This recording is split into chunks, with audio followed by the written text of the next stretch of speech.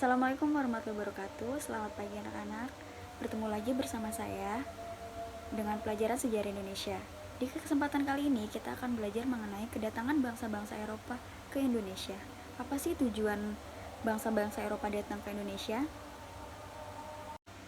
Pada tahun 1500-an, bangsa Eropa datang ke Indonesia melalui jalur laut, yaitu Portugis, Spanyol, Inggris, dan Belanda.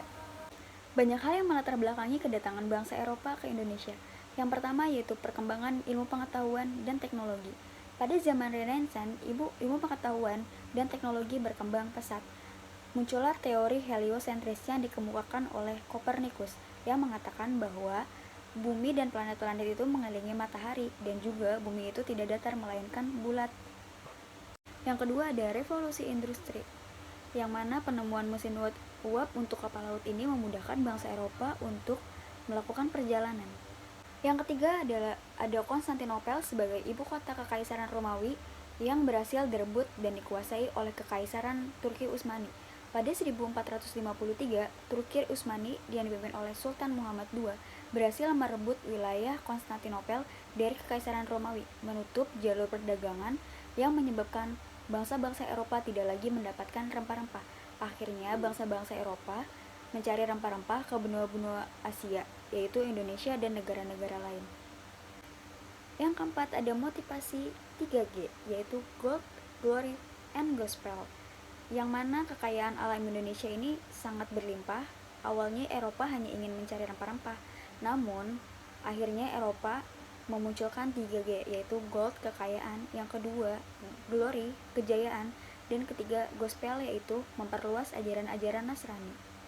Selanjutnya kita akan membahas negara-negara Eropa yang datang ke Indonesia. Yang pertama yaitu Portugis dan Spanyol. Bangsa Portugis dan Spanyol diakui bangsa yang paling maju karena bangsa Portugis dan Spanyol memiliki armada yang kuat, teknologi navigasi, dan perlengkapan kapal yang paling canggih pada masanya. Muncullah perjanjian Tordesillas pada 4 Juni 1474, yang mana ini usulan dari Alexander ke-6. Tujuannya agar tidak ada bentrokan antara Portugis dan Spanyol, dan dibaginya arah pelayaran, yaitu Portugis berlayar ke arah timur dan Spanyol berlayar ke arah barat. Bangsa Portugis akhirnya melakukan ekspedisi pada tahun 1487 ke arah timur. Pada tahun 1512, Portugis sampai di Maluku, tepatnya di Ternate. Disambut baik oleh kerajaan Ternate karena kerajaan Ternate membutuhkan Portugis untuk bantuan melawan Tidore. Akhirnya, Portugis mendirikan benteng, yaitu Benteng Sao Paulo. Spanyol melakukan ekspedisi pada tahun 1492 ke arah barat. Pada 1521, Spanyol sampai di Filipina. Namun, pemimpinnya yaitu Fernando de Magellan terbunuh di Filipina karena peperangan. Namun, Spanyol tetap melakukan perjalanan sampai di Maluku, tepatnya di Tidore. Akhirnya, disambut baik dengan masyarakat Tidore, namun Spanyol dijadikan sekutu untuk mengalahkan Ternate.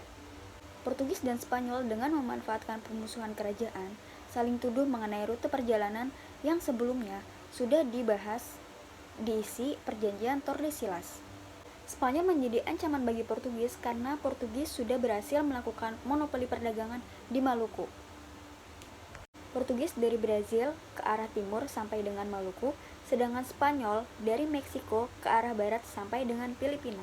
Dengan adanya perjanjian Saragossa membenarkan mengenai teori heliosentris yang sebelumnya dikemukakan oleh Kopernikus, yaitu bumi itu bulat tidak datar. Inggris melakukan ekspedisi pada tahun 1577 mengikuti rute perjalanan Spanyol, yaitu ke arah barat. Pada tahun 1579, Inggris tiba di Maluku, tepatnya di Ternate. Inggris memborong rempah-rempah masyarakat Maluku. Pada ekspedisi kedua, sebelum Inggris datang ke Indonesia, Inggris sudah berhasil menguasai India dengan membentuk EIC, East India Company, yang mana EIC ini merupakan perusahaan dagang Inggris. Pada tahun 1628, Inggris sampai di Indonesia dan bekerja sama dengan baik dengan Banten. Banten mengizinkan Inggris untuk mendirikan pangkalan dagang dan benteng Inggris. Belanda yang melihat Portugis dan Spanyol berhasil melakukan ekspedisi ke Indonesia, akhirnya pada 1595 Belanda melakukan perjalanan ke Indonesia melalui rute timur. Pada 23 Juni 1596, Belanda sampai di Banten yang dipimpin oleh Cornelis de Houtman. Namun, Belanda diusir oleh masyarakat Banten karena dianggap kasar dan sombong. Akhirnya pada 1598, Belanda datang kembali ke Indonesia, namun diterima oleh masyarakat Banten. Belanda berhasil menguasai perdagangan, yaitu pada 1602 akhirnya Belanda mendirikan VOC. Pada tahun 1605, VOC menyerang Portugis. Akhirnya Portugis terpaksa mundur ke Timur Leste. Kemenangan Belanda atas Portugis merupakan jalan masuknya penjajahan kolonialisme di Indonesia selama 3,5 abad. Sekian penjelasan yang bisa saya jelaskan. Jika ada yang bertanya, silakan bertanya. Tidak ada? Baik. Sekian penjelasan saya mengenai kedatangan bangsa-bangsa Eropa ke Indonesia. Semoga kalian bisa memahami materi ini dengan baik. Wassalamualaikum warahmatullahi wabarakatuh.